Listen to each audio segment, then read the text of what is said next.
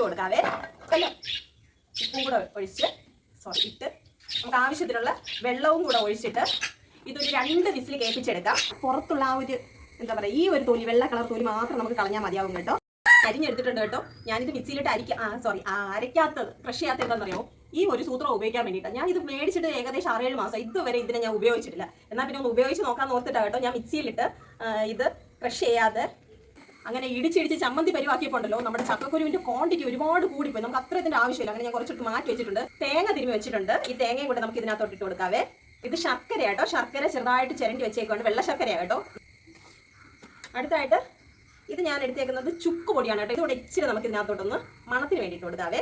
നമുക്കിതെല്ലാം കൂടെ നന്നായിട്ടൊന്ന് മിക്സ് ചെയ്ത് ഇളക്കി കുഴച്ച് ഈവനിങ് സ്നാക്ക് ഇവിടെ റെഡി ആയിരിക്കുകയാണ് കേട്ടോ. ഈച്ചയൊക്കെ വരുന്നുണ്ട് കഴിക്കാൻ വേണ്ടിയിട്ട്. അപ്പോൾ എന്തായാലും ഞാനൊന്ന് കഴിച്ച് നോക്കട്ടെ.